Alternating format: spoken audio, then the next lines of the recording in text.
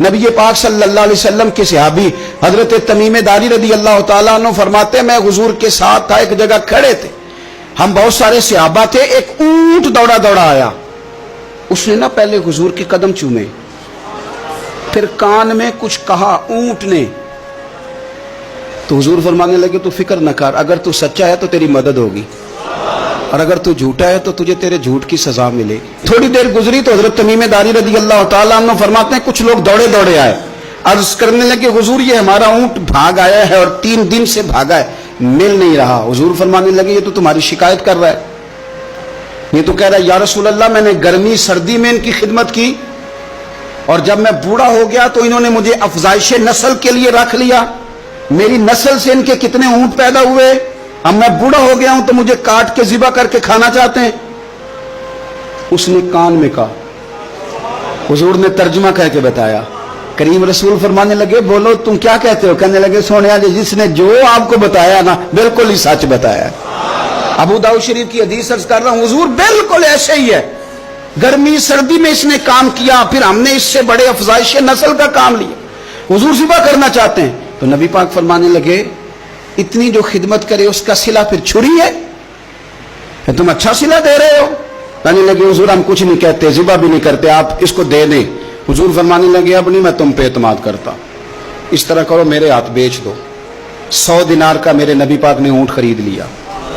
حضور نے نا اونٹ کو تھپکی دی، فرمایا جا تو آزاد ہے۔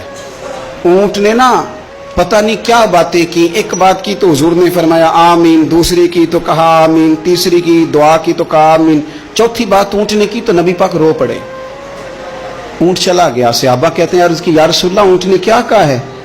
تو حضور فرمانے لگے اس نے پہلی دفعہ یہ کہا ہے کہ یا رسول اللہ اللہ آپ کو میری طرف سے، اسلام کی طرف کے اور قرآن کی طرف سے بہترین صلہ عطا کرے۔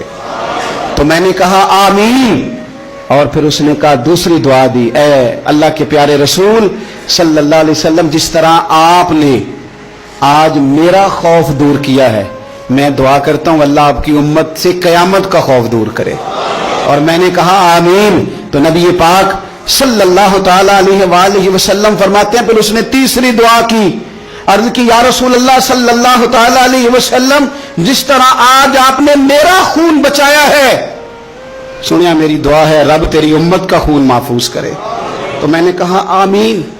حضور فرماتے ہیں پھر اس نے چوتھی دعا کی، یا رسول اللہ میری دعا ہے آپ کی امت لڑے نہ، جنگ و جدال نہ کرے، آپس میں گلے نہ کاٹے۔ تو حضور فرماتے ہیں میں نے آمین بھی کہا اور میں رو بھی پڑا، اس لیے کہ یہ دعا میں نے اپنے رب کریم سے مانگی تھی کہ اے اللہ میرے امتی لڑے نہیں، آپس میں لڑے نہیں۔ اور یارو بچے لڑتے ہیں، بچے لڑتے ہیں تو کیا باپ خوش ہوتا ہے؟ وہ تو پریشان ہوتا ہے، روتا ہے، میری امت لڑے نہ۔ تو میرے رب کریم نے فرمایا محبوب یہ دعا مجھ سے نہ مانگیے، یہ خدا کی حکمت کا تقاضا ہے، یہ لڑیں گے۔ تو نبی پاک صلی اللہ علیہ وسلم فرماتے ہیں جب لڑائی کی بات کی تو میں نے پھر اس وقت میں آبدیدہ ہو گیا، میں رو پڑا، یہ نازک مسئلہ ہے، تکلیف والا ہے کہ یہ لڑیں گے، کچھ لوگ فرقے بنا لیں گے، الگ عقیدے گھڑ لیں گے اور سچے سچے مسلمانوں سے لڑیں گے۔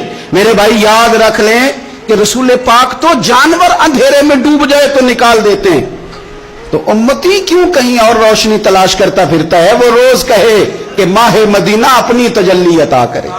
یہ ڈھلتی چاندنی تو پہر 2 پہر کی ہے،